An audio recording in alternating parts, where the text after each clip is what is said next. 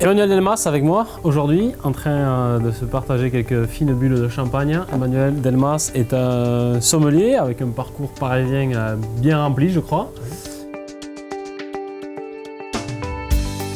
Pour tout dire, le sommelier, c'est un métier qui est très ancien, hein, puisque à l'origine, on était des bêtes de somme en fait, le mot sommelier. Ouais, le sommelier, on le trouve souvent dans les restaurants.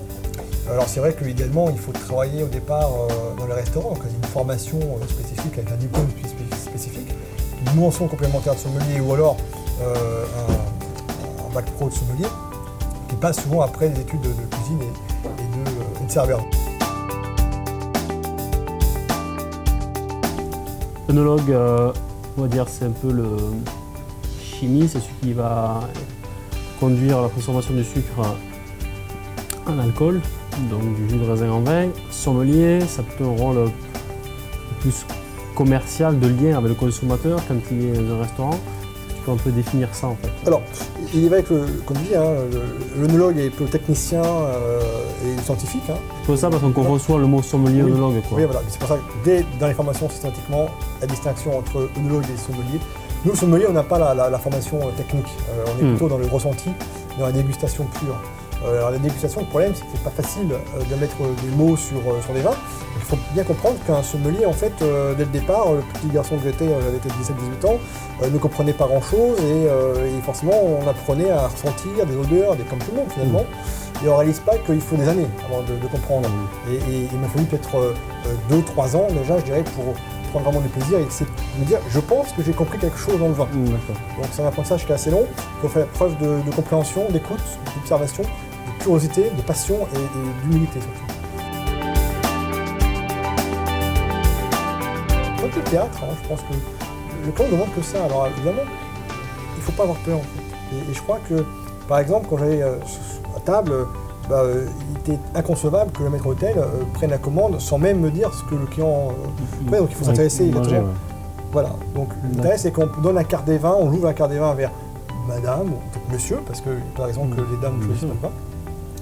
Et là c'est voici donc la carte des vins, je vous la présente. Alors sachant quand même que pour madame vous aviez ceci comme entrée, bam bam, madame, en plat vous avez ceci, madame vous avez ceci, cela, monsieur, papapam.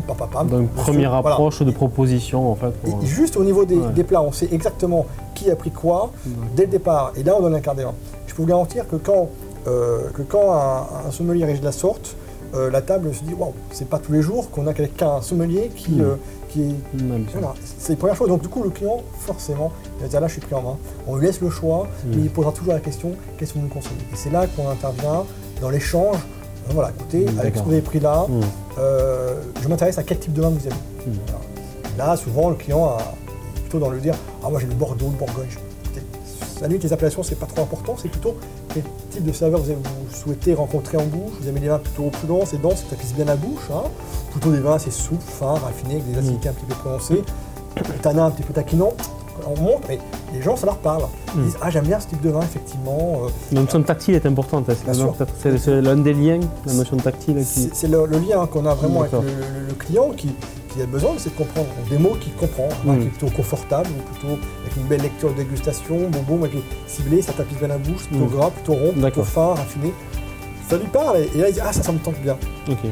Et c'est vrai que du coup le vin, quand on le fait goûter, il ne goûte pas de la même manière. Qu'est-ce que c'est? On sait le chercher. Et tout le temps ils disent ah, il est comme vous l'avez dit.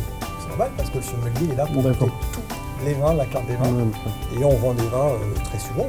Déguster, voir l'évolution du vin. Des fois des vins qui sont bien placés pour savoir. Hein. Des vins qui s'expriment mal parfois, qui sont un petit peu sous la retenue, d'autres qui sont au contraire en fin de vie. Donc c'est important de goûter le vin tout le temps. Et du coup, il y a des vins qu'on laisse de côté pendant quelques temps, qu'on regoute un peu plus tard.